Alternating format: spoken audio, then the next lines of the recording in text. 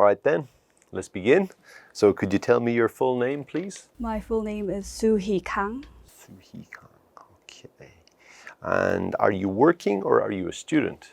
I'm currently a graduate student. I am finishing up my MA in the United States. And could you tell me about your major? So I major in cinema and media studies. And basically what the major does is it looks at film and other kinds of media like TV shows, music, social media, and it analyzes the sort of social significance of the things that are relevant in the media. And do you enjoy your major? I do. I've always loved consuming media for fun, but getting to look at it from an academic perspective is very enjoyable as well. Great. And what do you enjoy doing in your free time? In my free time, I like to listen to music. Recently, I've gotten into sort of the algorithm, on the music listening apps. I love to discover new songs that are not even the language I understand, but are familiar genres, so maybe, rock or jazz. Yeah, that's my new hobby, listening to music. Great. Okay, now let's talk about saying thank you. So have you ever sent a thank you card to others? I have, yes. Recent thank you card I remember writing is to my friend, an American friend in the United States. I got sick at the end of last year, but this friend really came through and helped me with everything. My parents had to come over and she helped pick them up from the airport. And she just was a very good friend to me, so I wanted to thank her. I wrote her a handwritten note and gave it to her with a present because it was also her birthday. Okay, perfect. And do people in your country often say thank you?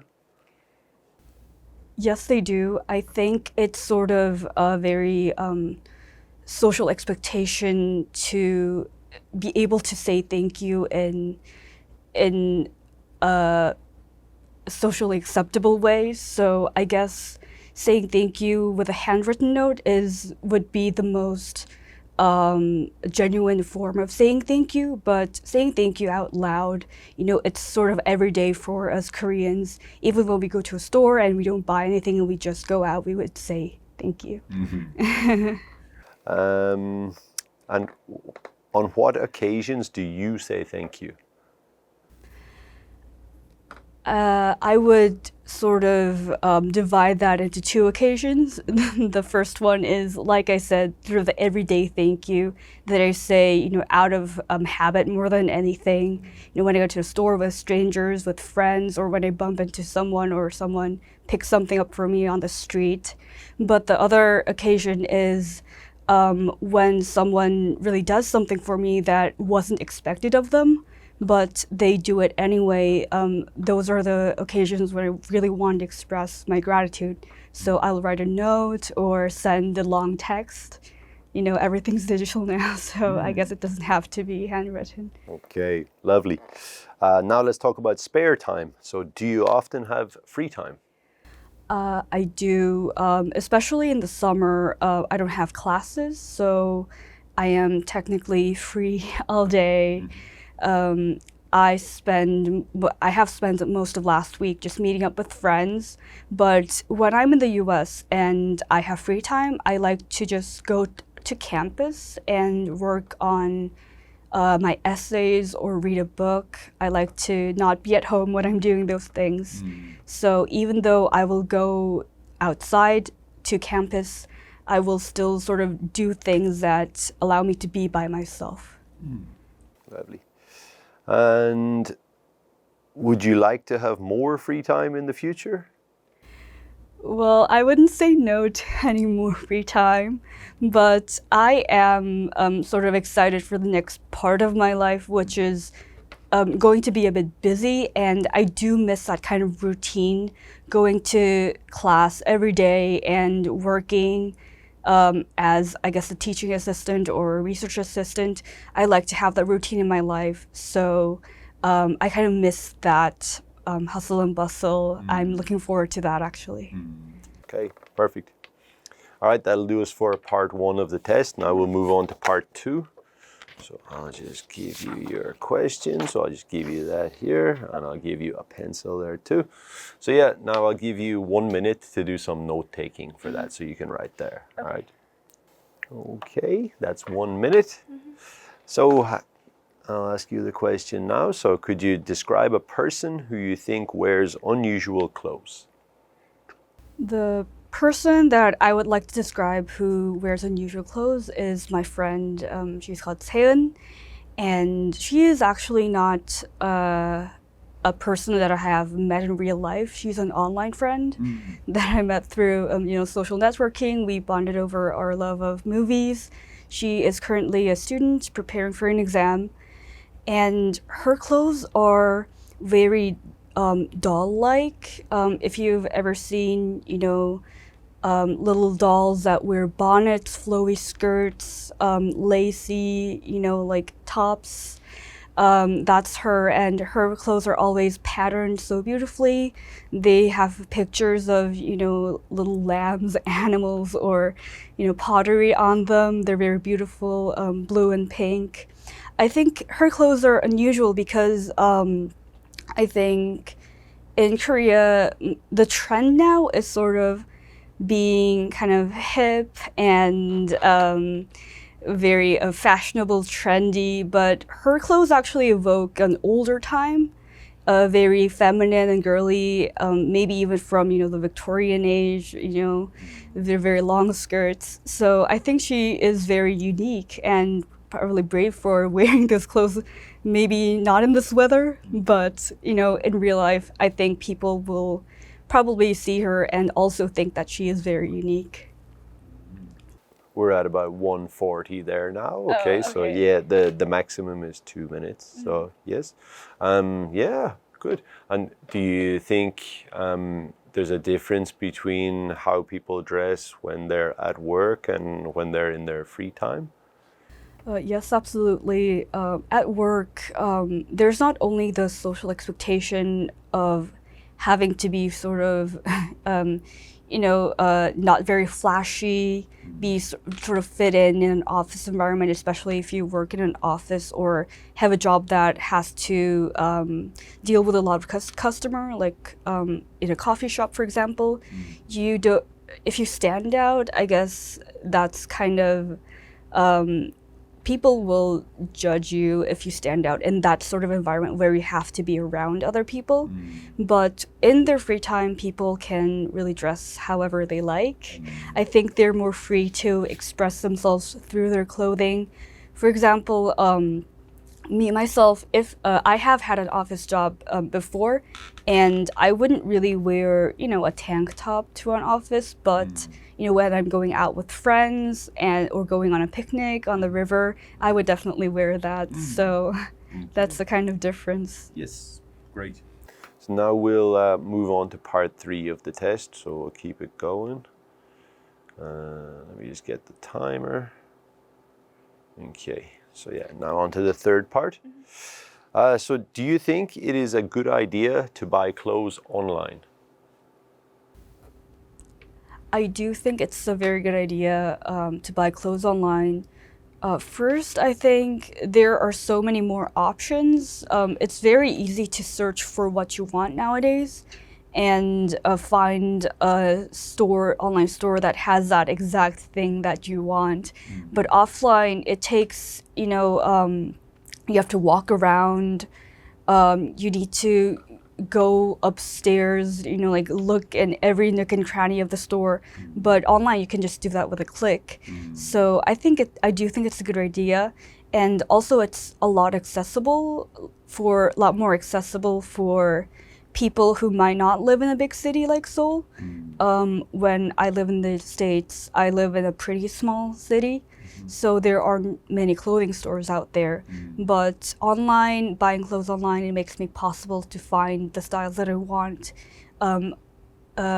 without going to a big city that is probably 3 hours away. Yes, yes, indeed.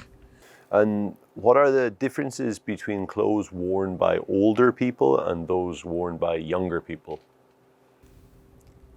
I would say the biggest difference is comfort, especially in Korea. I think younger people are more willing to sacrifice a bit of comfort for their style, which I really admire. I think it's a great thing. For example, they might wear higher heels or more form-fitting clothes. Not everyone, of course, but a lot more people might be willing to do that in the younger generation than in the older generation. When I see the older generation on the street, they might wear very loose clothes, like loose pants, suitable for the weather. If it's hot, there's a special material in Korea that allows, like wind to go through the fabric, so they might wear clothes made out of that. But I guess the younger generation are kind of willing to take that risk to be a little uncomfortable in order to look good. Yeah. Do you think it's important to be fashionable? I do. I did not used to think that. I used to think that, it's just clothes. Why does it matter?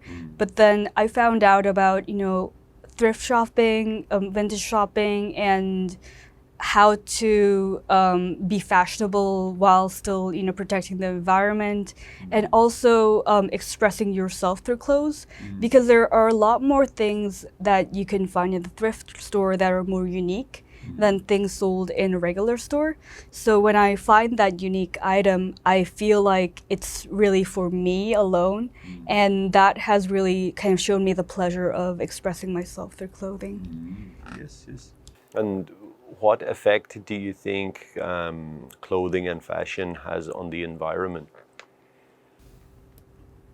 Well, I don't think it's a very positive effect as of now. Of course, as more people get interested in, upcycling or vintage, it might change. But as of now, I think a lot of clothes get made, but they don't all get sold.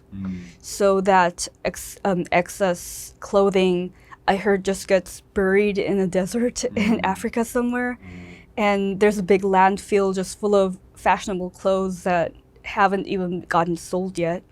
So I think it's important for, clothing companies to produce less, not even, I guess, upcycle or, recycle clothing, just maybe produce less in the first place to better sort of counter demand and try to meet that instead of producing just whatever they can. Yes, yes.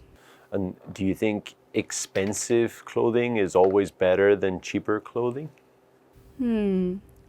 I actually do think that in most cases expensive clothing is better, especially if it's made out of materials that last longer.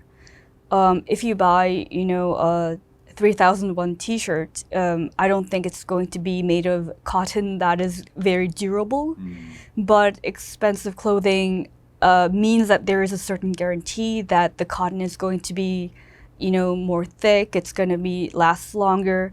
So I guess buying something, even if it's a little more expensive when you first buy it, is ultimately going to be better for the environment because you don't have to buy the same thing 2 or 3 times. The lifespan is much longer. Okay, that'll do us. We're all done there. Thank you for your time. Thank you. Yes. All right. So yeah, now let's talk about the feedback of the test. Yeah. To be honest, I don't really have much to say about like improvements. There's a lot of positivity to talk about. I'd like to talk about like the positive things first, the language you're using. A lot of nice phrases like when you said you were sick and this friend really came through for you. That's a nice expression we could use. Saying thank you. When you mentioned that, you say it out of habit. I think that's a nice expression. Instead of like, I feel like a lot of students would say, I say thank you because it is my habit. But nice expression, I say it out of habit. Out of habit, yeah. When you talked about your friend in part 2, bonded over our love of. Good expression, right? So I think students could definitely use phrases like this. We bonded over our love of music. Yep. What else have we got? Every nook and cranny, I like that one as well. Good expression to use. Yeah, when you go out shopping, you have to look in every nook and cranny, and online is a lot more convenient.